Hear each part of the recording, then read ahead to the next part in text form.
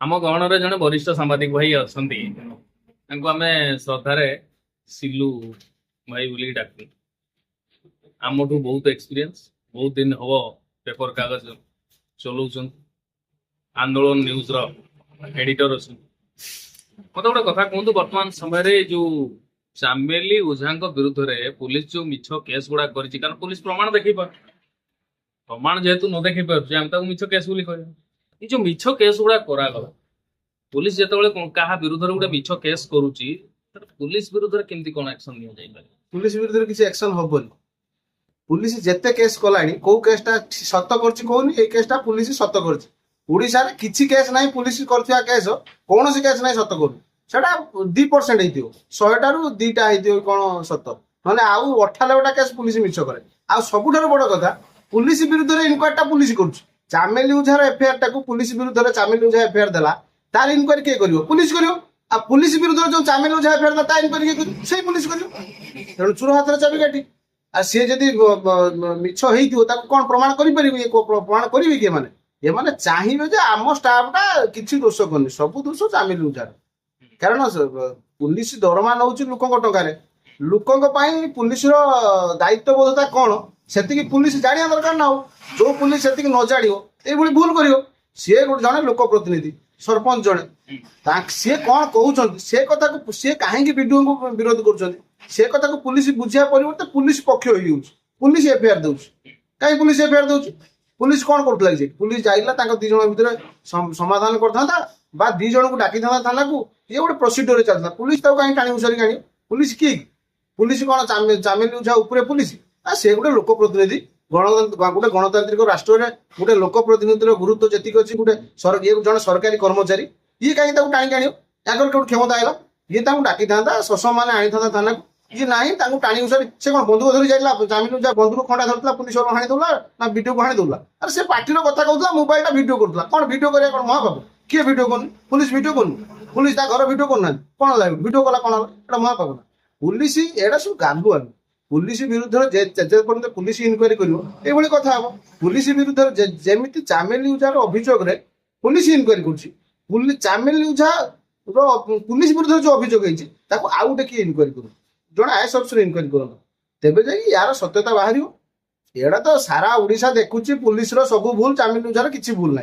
चामेली उझा जाइला वीडियो पाखु कथा कहवाई पुलिस जाई कहीं पक्ष होला पुलिस कौन दरकार था पक्ष हबार फालतू धंदा माने ए लोक आ सबुठार बड़ कथा बीजेडी सरकार रे महिला महिला महिला महिला होतुआ ए जो बीजेपी सरकार सेतळे जे माने विरोध दल रथले आ एमाने एबे महिला प्रति कोन अभिमुख्य देखौछन एटा सारा ओडिशा देखुछ ता भी समय कहियो होय तो चामेली उझा पाई सरकार को आगामी दिन रे बहुत हैरान होबा को पड़ियो से सरंग समय होई पारे कहियो ना मते कहूँ जो पुलिस जो केस करिछि पुलिस कहूछि मोर आंगुली को कामुड़ी पकेइछि या मो बेको चिपी देइछि आउ जो कौन कहूछि थाना को बम पके के उड़े दबो ये सब पाई से 109 लगे दी चामेली उझा किंतु प्रमाण मांगला वाला पुलिस कहूछि मते बाथरूम लागे चामेली उझा कोन बम तयारी करथला पुलिस देखिलान ता घर जाई केतरा बम अछि एटा सब मिछ कथा पुलिस रो बा कहले एटा होछि 100टा पुलिस जो केस करे ता दुटा ठीक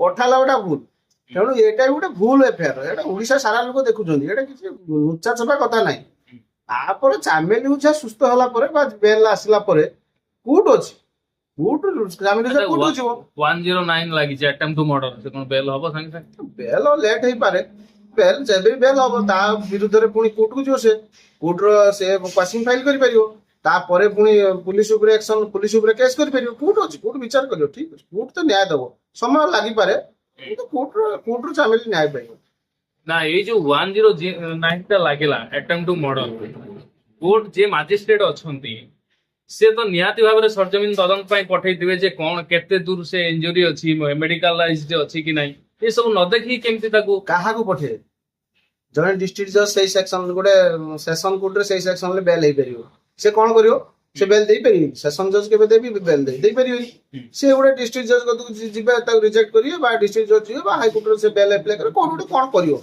चाहे भी करियो कोर्ट जाई तदंत करियार तो कि सिस्टम नाही से पुलिस तदंत करियो तेणु पुलिस जे तदंत करियो पुलिस जहाँ ता मन इच्छा लिखी दो କିନ୍ତୁ ତା ମାନେ ନୁହେଁ ପୁଲିସ ଯାହା ଲେଖିଦବ ସେଇଟା ଠିକ। ପୁଲିସ ତ ପୁଣି ପ୍ରମାଣ କରିବା ପାଇଁ ପଡିବ ନା ହାତକୁ କେତେବେଳେ କାମୁଡ଼ିଲା। ତା ଥାନା ସାରା ସିସି କ୍ୟାମେରା ଅଛି, ସବୁ କଥା ସିସି କ୍ୟାମେରାରେ ଆସିଲା, କିନ୍ତୁ କାମୁଡ଼ିଆଟା ସିସି କ୍ୟାମେରାରେ ଆସିଲାନି। ପୁଲିସ କି ଥାନାକୁ ବମ୍ବ ପକେଇକି ଉଡେଇଦବ ବୋଲି କହିଲା ଚାମିଲି ଉଝା। ଆଉ ଇଏ ଗୋଟେ ଆତଙ୍କବାଦୀ ଆନ୍ତଃ ଜିଲ୍ଲା ଡକାୟତ ବା ଆତଙ୍କବାଦୀ କଣ ତାର ପୁଲିସ ଭାବୁଛି ଲେଖି ଦଉଛି। ସେଗୁଡା ସବୁ ଗପ।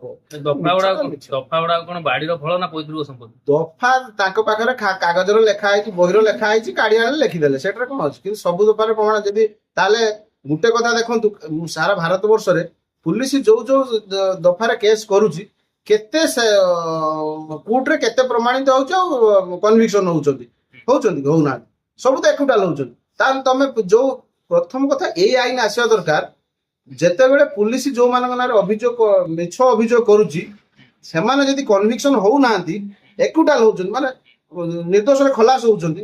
ଅରବିନ୍ଦ କେଜରିୱାଲଙ୍କ ନାଁରେ କେସ୍ ହେଲା, ନିର୍ଦ୍ଦୋଷରେ ଖଲାସ ହେଲେ, ତାପରେ ସେ ଯୋଉମାନେ କେସ୍ କରୁଛନ୍ତି ସେମାନଙ୍କ ଉପରେ ଦୃଷ୍ଟାନ୍ତମୂଳକ କାର୍ଯ୍ୟାନୁଷ୍ଠାନ ହବା ଦରକାର।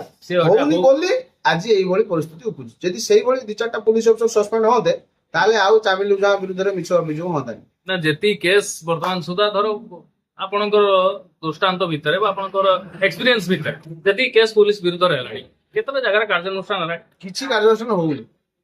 ଆଉ ଯାହା ଟିକେ ଟିକେ ବିଜେଡି ଟାଇମରେ ହଉଥିଲା ପୂର୍ବ ସରକାରର, ଏ ସରକାର ଟୋଟାଲ କିଛି ଜିରୋ କାର୍ଯ୍ୟାନୁଷ୍ଠାନ, ଜିରୋ।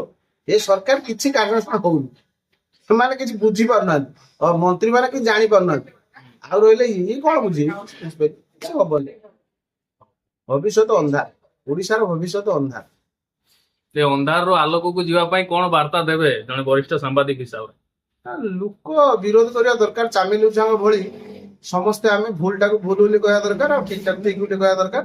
ଯଦି ଭୁଲ ଆଉ ଠିକ ଭିତରେ ଏମିତି ଲଢେଇ ହୁଏ, ତାହେଲେ ଗୋଟେ ସମୟ ଆସିବ ଯେ ଯୋଉମାନେ ଏଇଭଳି ମିଛକୁ ସତ କହି 3 ତୁଣ୍ଡରେ ଛେଳି କୁକୁର କହିକି ଯେ ଛେଳିଟାକୁ କୁକୁର କରିବା ପାଇଁ ଚେଷ୍ଟା କରୁଛନ୍ତି, ସେମାନେ ସକ୍ସେସ୍ ହେବେନି, ସେମାନେ ବିଫଳ ହେବେ, ସଫଳ ହେବେ। ଏଇ ଭୁଲ ଠିକ ର ଲଢେଇ ଭିତରେ ଆମେ ଗୋଟେ ଜିନିଷ ଦେଖିଲେ, କିଛି ଲୋକ ଚାମିଲି ଉଝାର ପକ୍ଷ ନେଉଛନ୍ତି, କିଛି ଲୋକ ବିଧାୟକ ଆଉ ସେ ମାନେ ଯେତିକି ଅଛନ୍ତି ଚେଲା ଚାମୁଣ୍ଡା ସେମାନଙ୍କର ପକ୍ଷ ନେଉଛନ୍ତି। ଚାମିଲି ଉଝା ଚାମିଲି ଉଝା ଭିଡିଓ ଭିତରେ ଲଢେଇ, ବିଧାୟକ ପଶିଲେ ଯୋଉ ବିଧାୟକ ପଶିବାଟା ହଉଛି ଆଉ ଏକ ବଡ କଥା।